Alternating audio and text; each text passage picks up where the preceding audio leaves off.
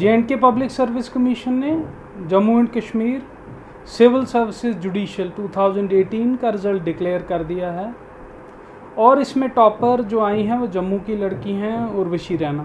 आज वो हमारे साथ हैं, आइए उनसे बात करें और जानें कि क्या रही जर्नी इस पोजीशन तक पहुंचने से पहले और आगे उनके क्या प्लान्स हैं। फर्स्ट ऑफ ऑल मैं ये पूछना चाहूँगा, जैसे हर एक बच्चे का लाइफ में एक एम होता है और विद टाइम वो एम हमने देखा चेंज होता जाता है। क्या आप सब को, अगर मैं आपकी फैमिली की बात करूं, क्या फैमिली ने कोई एम सेट किया था और आपने कुछ और अलग किया था?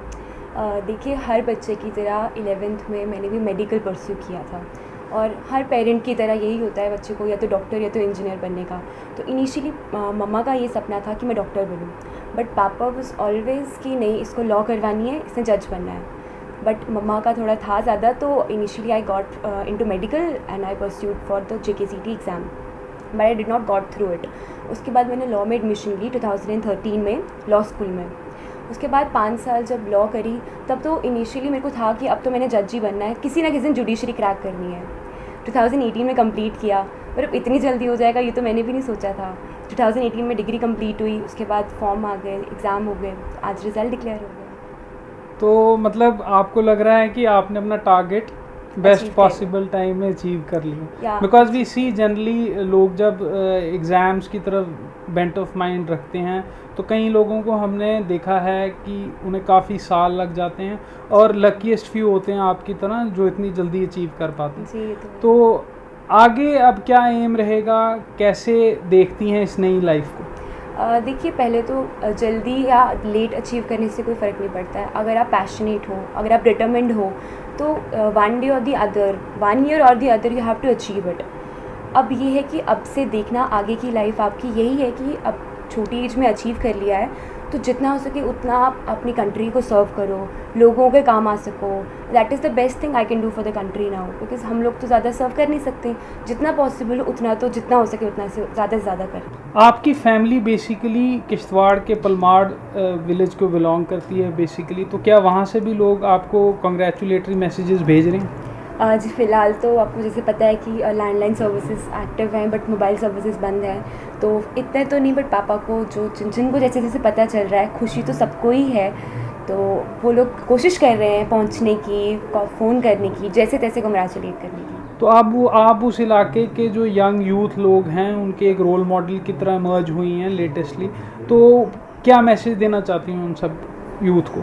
जी, मैं तो यही कहूँगी कि हमारे वाली साइड के लोग जो हैं वो हमेशा से पढ़ने के लिए काफ़ी एंथुसियास्टिक रहे हुए हैं। तो रोल मॉडल तो नहीं, इंस्पिरेशन, हाँ काइंड ऑफ इंस्पिरेशन कह सकते हैं, क्योंकि पढ़ रहे हैं सब। ये है कि गाइडेंस मिल जाती है कि कोई अपने एरिया का बंदा आता है तो गाइडेंस दे सकता है वो हमें।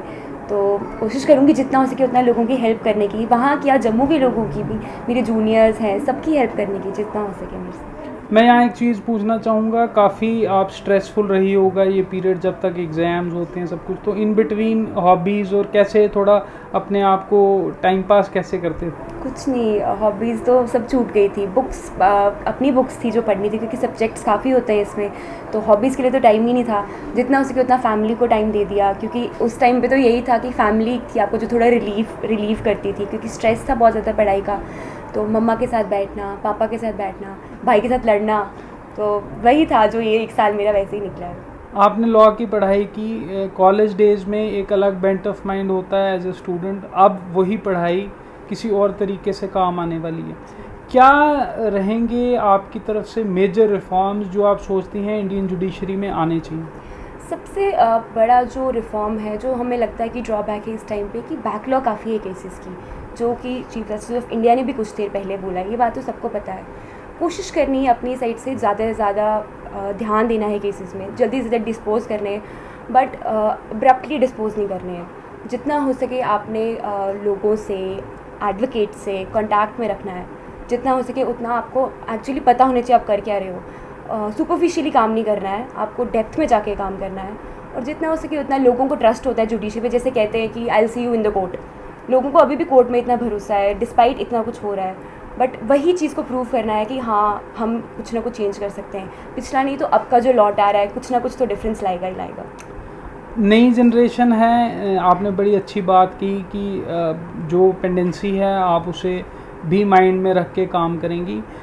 जब आने वाले वक्त में यंग ऑफिसर्स इस फील्ड में होंगे तो आपको क्या लगता है कि क्या आने वाले समय में इंडियन जुडिशरी एक नए मकाम पे पहुंचेगी? जी बिल्कुल पहुंचेगी, क्योंकि अब रिफॉर्म्स आ रहे हैं, एजुकेशन सिस्टम इम्प्रूव हो रहा है, पेपर्स में कितनी ट्रांसपेरेंसी हो रही है। तो मुझे नहीं लगता है कि अब वैसा सिस्टम रहेगा। ऑब्वियसली टाइम के साथ साथ सब चीज़ें चेंज होती हैं, स्टूडेंट्स नहीं है, जनरेशन नहीं है, तो सिस्टम भी चेंज हो जाएगा। एक हमारे इंडिया में ट्रेंड है अननेसेसरी लिटिगेशन का। जब आपने पढ़ाई की होगी आपने भी ये चीज़ पाई होगी, जब आपने कुछ केसेस अलग अलग सब्जेक्ट्स के पढ़े होंगे तो आपको वो इनिशियली पढ़ते ही लग जाता होगा कि ये एक अननेसेसरी लिटिगेशन है, उसका जो भी अपहेल्ड किया जाए कोर्ट का, आपको इनिशियली तब भी पता लग जाता है कि इसके फैक्ट्स से।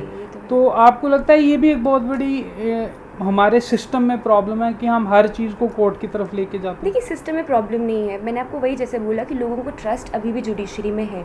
तो वन थिंग और दी अदर हम लोग कोशिश करते हैं कि हम लोग कोर्ट के थ्रू ही करें, क्योंकि ऑब्वियसली कोर्ट पे अभी भी लोगों को ट्रस्ट है। फेयर सिस्टम है, अभी भी है, सब कुछ फेयर है, सब लोग अकाउंटेबल है। ऐसा तो नहीं है कि कोई अपनी मर्ज़ी से कुछ कर रहे हैं। तो ट्रस्ट है, उसकी वजह से लोग आते हैं। ऐसा मैं ऐसा नहीं कहती हूँ कि लोग अननेसेसरी लिटिगेशन कुछ चीज़ होती है।